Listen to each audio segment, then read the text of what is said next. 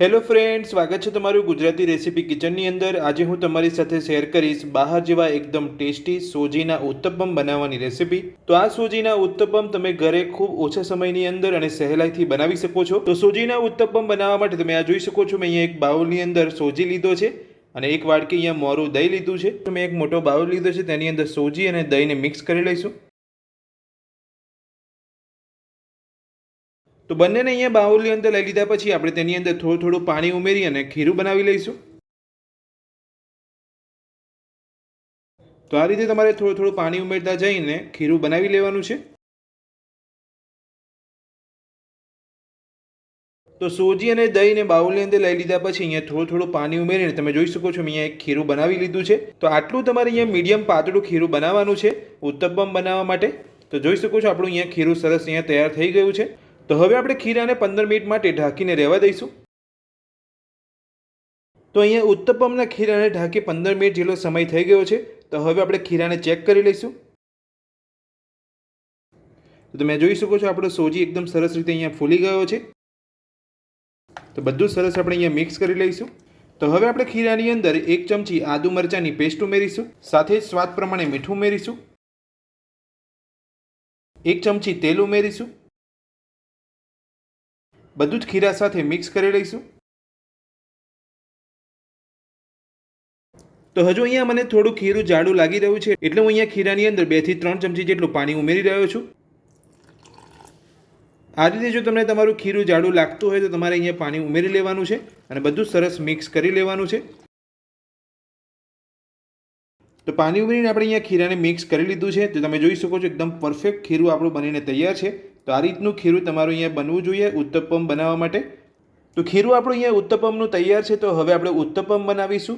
તો ઉત્તપમ બનાવતા પહેલાં ઉત્તપમ પર લગાવવા માટે તમે આ જોઈ શકો છો, મેં અહીંયા ઝીણી સમારેલી ડુંગળી લીધી છે, ઝીણું સમારેલું ટામેટું લીધું છે અને ઝીણા સમારેલા લીલા ધાણા લીધા છે। તો જ્યારે આપણે અહીંયા તવા ઉપર ઉત્તપમ બનાવીશું ત્યારે તમારે અહીંયા ઝીણી સમારેલી ડુંગળી, ટામેટાં અને ધાણા તમારે લગાવી લેવાના છે ઉત્તપમ પર। જો તમે અહીંયા કેપ્સિકમ ઝીણું સમારેલું લેવા માગતા હોય તો તમે કેપ્સિકમ પણ લઈ શકો છો। તો હવે આપણે જે અહીંયા ખીરું બનાવીને રાખ્યું છે તેમાંથી તવા ઉપર ઉત્તપમ બનાવીશું। તો ઉત્તપમ બનાવવા માટે તમે આ જોઈ શકો છો, મેં અહીંયા ગેસ ઉપર એક તવો મૂકી દીધો છે। તો હવે આપણે તવાને મીડિયમ ગરમ થવા દઈશું। તો તવો આપણો અહીંયા મીડિયમ ગરમ થઈ ગયો છે। તો હવે આપણે તેની ઉપર 1 ચમચી તેલ લગાવીશું। તો ઉત્તપમ બનાવતા પહેલાં તમારે અહીંયા તવાને મીડિયમ ગરમ કરીને આ રીતે તેલ લગાવી લેવાનું છે। તો આપણે અહીંયા તવા ઉપર તેલ લગાવી લીધું છે। તો હવે આપણે જે ખીરું બનાવીને રાખ્યું છે ઉત્તપમનું તે લઈ લઈશું।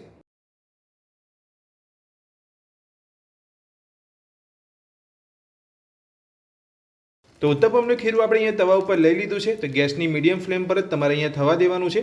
તો હવે આપણે જે અહીંયા ઝીણી સમારેલી ડુંગળી અને ટામેટું લીધું હતું તે આપણે ઉત્તપમ પર લગાવી લઈશું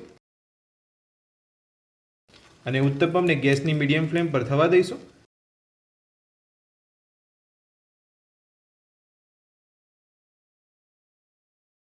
તો આપણે અહીંયા ઉત્તપમ પર ટામેટું, ઝીણી સમારેલી ડુંગળી અને ધાણા લગાવી લીધા છે। તો હવે આપણે થોડું તપેથાની મદદથી ઉપર થોડું પ્રેસ કરી લઈશું, જેથી અહીંયા આપણે જે અહીંયા ડુંગળી, ટામેટું અને જે ધાણા આપણે ઉપર લગાવ્યા છે તે ઉત્તપમમાંથી અલગ ના પડી જાય। તો હવે આપણે ઉત્તપમને ગેસની મીડિયમ ફ્લેમ પર કૂક થવા દઈશું। તો ગેસની મીડિયમ ફ્લેમ પર આપણે અહીંયા ઉત્તપમને એક બાજુ સરસ અહીંયા કૂક કરી લીધો છે। તો હવે આપણે ઉત્તપમને બીજી બાજુ ફેરવી લઈશું। તો તમે જોઈ શકો છો એકદમ સરસ આપણો ઉત્તપમ અહીંયા એક બાજુ કૂક થઈ ગયો છે। તો એ જ રીતે આપણે બીજી બાજુ ઉત્તપમને કૂક થવા દઈશું।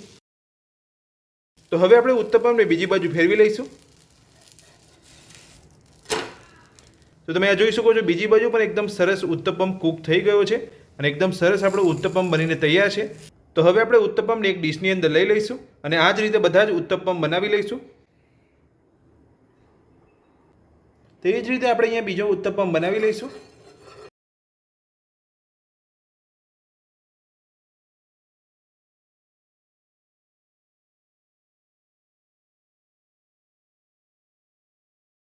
તો રેસ્ટોરન્ટ સ્ટાઇલ ઉત્તપમ બનીને આપણા તૈયાર છે ને આપણે એક અહીંયા પ્લેટની અંદર સર્વ પણ કરી લીધા છે। તો આ રીતના ઉત્તપમ તમે ઘરે ખૂબ ઓછા સમયની અંદર બનાવી શકો છો। તો સોજીના ઉત્તપમ બનાવવાની રેસીપી તમને મારી કેવી લાગી મને કોમેન્ટ બોક્સની અંદર કોમેન્ટ કરીને જરૂરથી જણાવજો। આજનો વિડીયો પસંદ આવ્યો હોય તો વિડીયોને લાઇક કરજો, ચેનલને સબસ્ક્રાઇબ કરી રાખજો આ જ રીતની નવી રેસીપી મેળવવા માટે। Thank you.